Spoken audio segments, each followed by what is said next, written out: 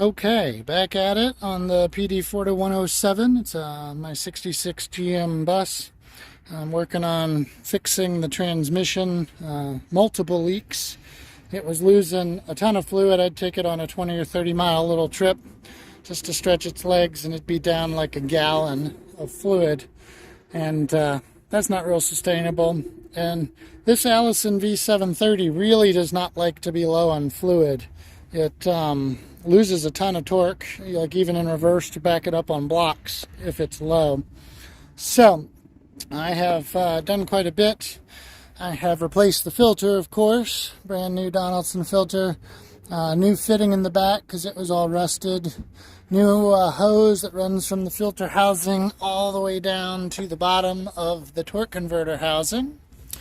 One of my main culprits was this line right here, where it comes out of the transmission to head to the cooler. There wasn't even actually an O-ring. This style fitting into the transmission is a O-ring and then a flat washer, and it fits down in kind of a tapered spot for the O-ring. And the old one, which I happen to have laying here, right down there, came out, if it'll focus, without any O-ring. And there wasn't the remains of one or even any evidence of one in the hole.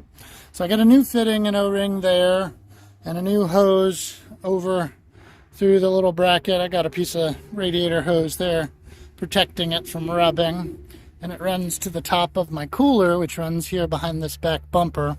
This is a heat exchanger with coolant coming in and going out, and transmission fluid coming in and going out.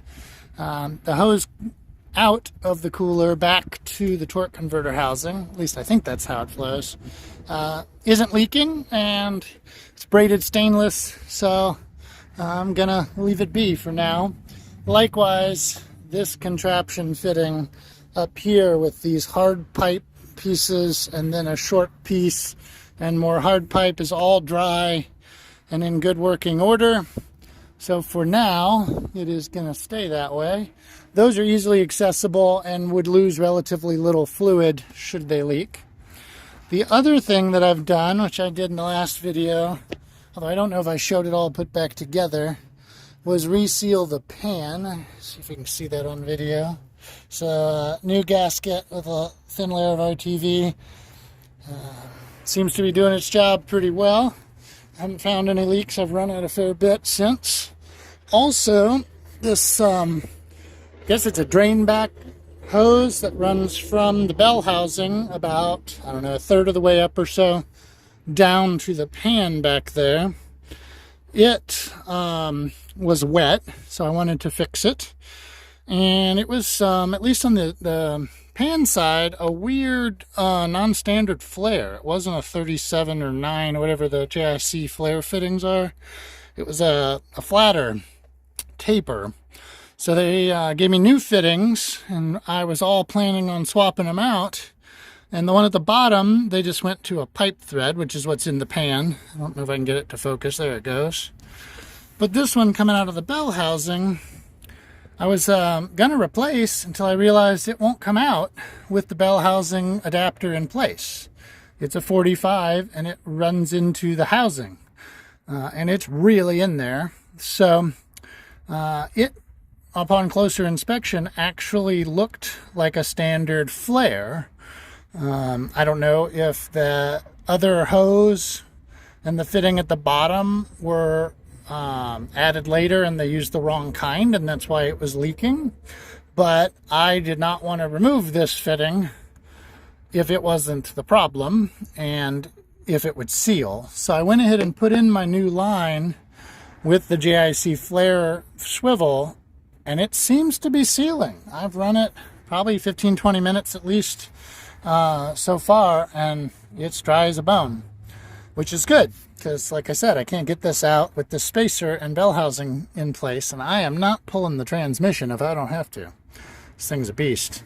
I did kind of plan, if it came to it, to take the angle grinder in here and cut off the nipple flare and thread part, and then I could slide a socket or a wrench in there and torque on it and break it free. And then the way that I had to buy fittings, it's a pipe, adapter, and then a smaller pipe down to this 3/8, I think it's 3/8 flare. But it seems to be sealing, so I'm going to leave this bad boy right where it is, unless I run into problems later. So that's the progress on the transmission. I've got it filled. Took 7.5 gallons. There's 1, 2, 3, 4, 5, 6, 7, and half of that guy over here.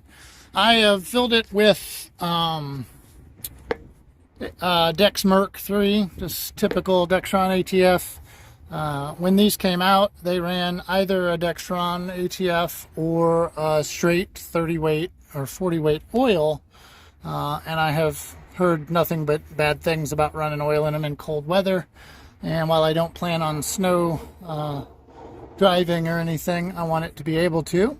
And I know that the detergents and the lubrication package that's in ATF is specially designed for the bands and clutches and such.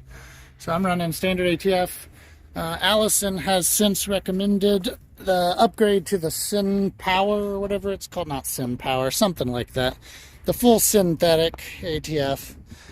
It is ridiculously expensive, impossible to find on the road, and didn't exist when these things were in service.